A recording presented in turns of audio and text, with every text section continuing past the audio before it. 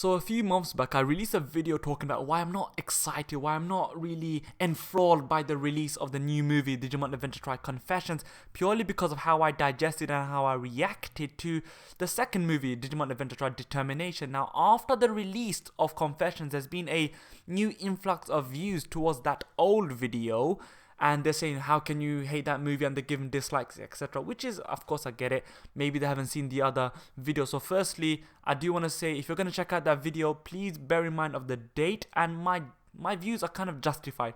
However, boy was I wrong. In this video, I'm going to give you my final thoughts regarding Digimon Adventure Tri Confession. So strap in and get ready. Being the halfway point for the Digimon Adventure Tri installments for these Tri movies, this movie was make or break, and boy did it really make it. I really enjoyed Tri Confessions, and let me tell you why. Well, it was a very intense movie. Firstly, I really enjoyed the way Patamon's infection was handled. Although I know the whole theme was confessions, I was a little irritated with how TK handled his confession and Meiko handled her confession, and it was a little bit drawn out. But then again, you have to remember this is the media, which is anime, and they're gonna have to long it out. Of course, in real life, they'll tell the confession straight away, or maybe they won't. But let's talk about the sound. The sound was executed to perfection. So I don't really want to break down everything that happened, but I want to make sure and emphasize the fact that I really appreciate how Patamon's infection was handled. Although I wasn't a fan of the whole theme of confessions being portrayed through the characters such as TK and Meiko, although I do think they could have done it a bit earlier, where TK could have confessed to Matt and Meiko should have confessed a little bit earlier regarding the whole situation. It also had the theme of withholding confessions, talking about Maki as well as Gennai, but we can move on to that a little bit later. Patamon's reveal of him being infected was it really was ingrained and burnt into my memory. Boy, was that very disturbing. His eyes, how it dilated, and you see him go a little bit berserk, but also being weak. So you know when you see these helpless people, but they also go a bit crazy, but you're like, what the hell's going on? What the hell? It was so damn spooky, absolutely spooky, and that was one of the eye catches for Confessions. Now, the use of sound is what I want to focus on mainly. It was executed to perfection. The rendition of Butterfly this is before the battle with Meicomon. The rendition of Butterfly was performed using a flute, and that came across as, it really did emphasize and encourage a false sense of peace, a pseudo sense of calmness. Boy, was that wrong. That was essentially the calm before the storm and also the calm after the storm, because end of the day, the whole situation, the whole movie was a giant storm, a slap on the face, a reality check to every single one of the Digidestins. Now, to complement the music, to complement the soundtrack, I do want to say about the lingering shots. The lingering shots were really used to enhance the emotion and tension in the scene, and it was very well done. How they lingered on certain expressions, and this is mainly focusing on the reboot and post-reboot. Talking about the stuff that happened before the battle, it was very, very nice to see the glow-in-the-dark Kari again, and the inclusion of Homeostasis served as the introduction to further build the world, the universe of Digimon, with the reveal of the Quantum Sea and the reliance to the Quantum Sea, and thus justifying the whole reboot. Now let's talk about the fight with Meicomon, which was wow. How else can I describe it? Wow. It was very well executed, and executed has become quite a cliche. Meicomon was such a graceful Digimon as she dodged and danced around the other Digimon, similar to Diaboromon from our war games. As stated earlier, the use of sound was used to perfection. The pounding and thudding soundtrack as Patamon digivolved to Angemon, showed and enhanced the whole tension. The booming and intense theme was present as the battle continued. They were in danger. Not only were they fighting for survival, they were also fighting for their own survival, to keep their own sanity, and I really, really appreciated it.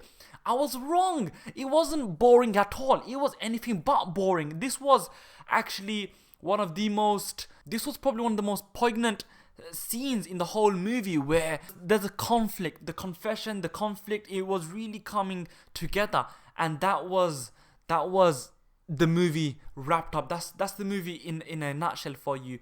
Conflict, confession, emotion, tension, intensity. And here's the thing, I really brought into it. I know a lot of people, well, I don't get emotional over these stuff, but a lot of people were very, very emotional. When the reboot happened, boy, did it come across, and was it very, very well done. But let's talk about Tentomon. Tentomon was such an MVP. Hey, before Tentomon, let's talk about the Digimon in general. When they found out that Patamon is infected, we saw the Digimon having their own little council meeting and they're deciding. This was the first episode, I believe it was episode 11, I'm not completely sure. It was like an episode dedicated to the Digimon to decide.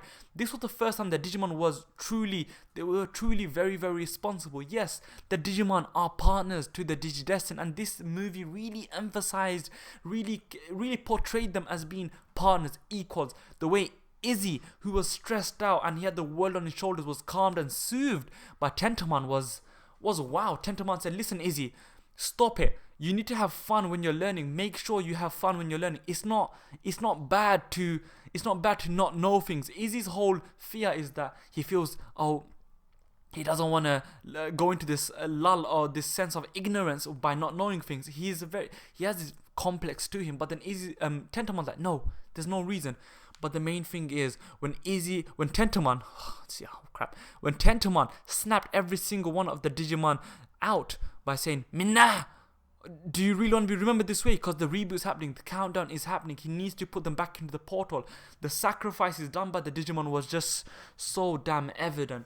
And that's the thing, this movie showed sacrifice, it showed stakes. The stakes before wasn't really too present. In the second movie, I was so damn bored. We saw the Emperor, we saw the Kaiser, and we were like, okay. But he did come across as very non-Kaiser-like, but then that's of course due to the fact that him being a clone, a fake, as the reveal of Gennai being the Digimon Kaiser was a massive shock. Maki and her little smile, them going back to the digital world, it was so well done. It was so well done, paving the way for further story building. It has, look, when things give you more questions than they give answers and you're only halfway through, they are doing the job right. They're doing the job very, very well. I know I am blabbering on quite a bit, but let me just summarize my thoughts.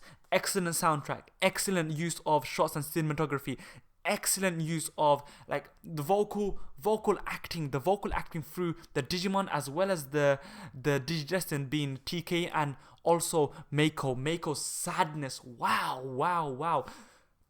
She's going back. She wants to go to the digital world only to find they've all gone. So damn sad in these different ways. Like, how many fronts are you going to show the sadness and the loss? And this is why it ties so very well into the next movie, which is titled Loss. Never have I seen an animated movie which ties in and which interweaves the next and the previous and the upcoming movie so damn well. It's the perfect bridge. This is the movie to rekindle all interest in Digimon Adventure Tri, and damn did it do well. So guys, I confess I made a massive mistake to assume that Digimon Adventure Tri Confessions is going to be bad. I confess that I jumped the gun, and I confess I was so damn wrong, and I'm so happy to confess that Digimon Adventure Tri Confessions was absolutely mind-blowing and an excellent movie. I hope you enjoyed this final ramble of my thoughts, and if you want a more detailed recollection and analysis of my thoughts towards these Tri episodes within an episodic format, please check out my episodic reviews, starting from 9 to 13. Heck, start from 1 to 13. It'll really help me out. Anyway, guys, please stay tuned. There's going to be a lot more Digimon content to come. You may now exit Dimsy's domain. Thank you, goodbye, and confess.